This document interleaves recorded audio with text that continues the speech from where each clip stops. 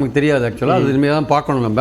தற்போதைய ஒரு அண்மை செய்தியையும் பார்க்கிறோம். மாநிலங்களை பார்க்கும்போது இந்த ரெப்ரசன்டேஷன் இதுக்கெல்லாம் கொடுக்கிறது கட்டாயம்னு பாஜக நினைப்பாங்க. ஓகே, 72 அமைச்சர்கள் மோடி அமைச்சரவையில் இடம்பெறுகிறார்கள் அப்படிங்கிற அண்மை செய்தியை நம்ம பார்க்கிறோம். 30 கேபினெட் அமைச்சர்கள், 36 இணையமைச்சர்கள் அமைச்சரவையில் இடம்பெறுகிறார்கள்.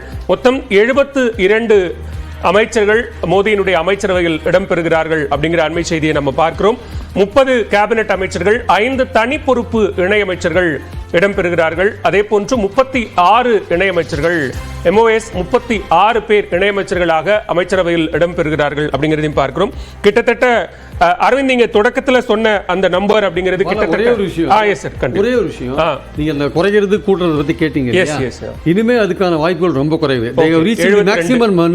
மேக்ஸிமம் நம்பர் ரீச் பண்ணிட்டாங்க.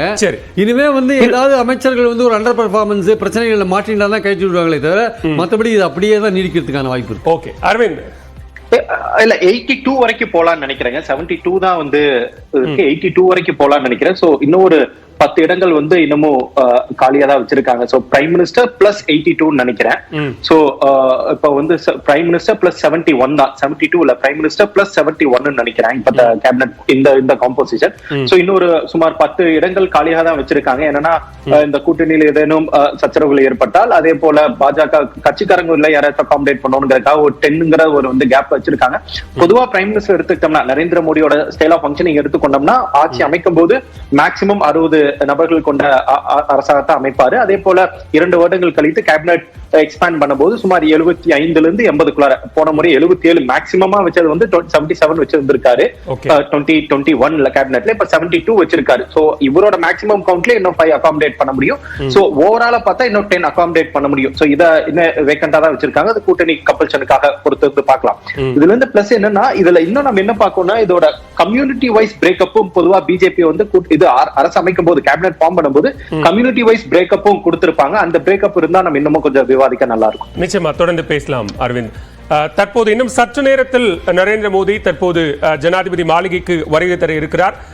இன்னும் சில மணித்துளிகளில் இந்த பதவியேற்பு விழா என்பது தொடங்க இருக்கிறது. அனைத்து விருந்தினர்களும் வந்து அவரவர்கள் இருக்கையில் அமர வைக்கப்பட்டிருக்கிறார்கள். இந்நிலையில் இன்னும் சில மணித்துளிகளில் இந்த பதவியேற்பு விழா என்பது தொடங்க இருக்கிறது. 3வது முறையாக நரேந்திர மோடி பிரதமராக பொறுப்பேற்க இருக்கிறார். 72 அமைச்சர்கள் அமைச்சரவையில் இடம்பெறுகிறார்கள் என்கிற தகவலையும் நாம் பார்க்கிறோம்.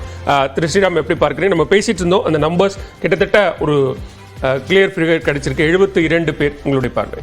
நிச்சயமா அவர்கள் ஆப்வியஸாக பாருங்க, என்ன மேக்சிமம் யார் யார் அகாமடேட் பண்ணமோ எந்தெந்த பார்ட்டிஸுக்கும் கோயலேஷனுக்கும் சரி இன்டர்னலையும் சரி ஆப்வியஸாக இன்னும் ப்ரீச் ஆகலை அப்படின்றது நமக்கு தெரியுது. ஸோ பொறுத்திருந்து நிச்சயமாக பார்க்கணும்.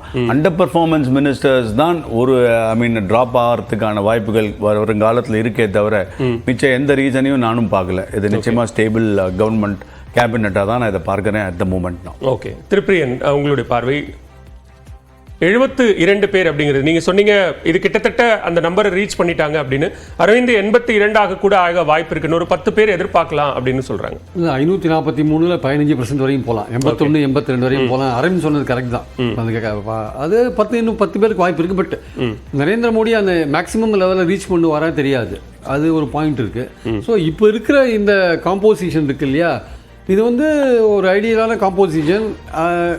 அரவிந்த் சார் சொன்ன மாதிரி அந்த ஜாதி ரீதியான ரெப்ரசன்டேஷன் எப்படி இருக்கு, ஸ்டேட் வைஸ் ரெப்ரசன்டேஷன் எப்படி இருக்கு, இந்த மாதிரி விஷயங்கள்லாம் பார்க்கணும். அப்புறம் ரெண்டாவது வந்து எந்தெந்த இலாக்கா வந்து பாஜக எடுத்துக்க போறாங்க, எந்தெந்த முக்கியமான இலாக்கா வந்து கூட்டணி கட்சிகளுக்கு கொடுக்க போறாங்க, கூட்டணி கட்சிகளில் எத்தனை கேபினட் மினிஸ்டர், கூட்டணி கட்சிகளில் எத்தனை இண்டிபெண்டன்ட் ஸ்டேட் மினிஸ்டர் இருக்காங்க, கூட்டணி கட்சிகளில் எத்தனை இண்டிபெண்டன்ட் மினிஸ்டர் இருக்காங்க, அந்த மாதிரி விஷயங்கள்லாம் இருக்கு இல்லையா.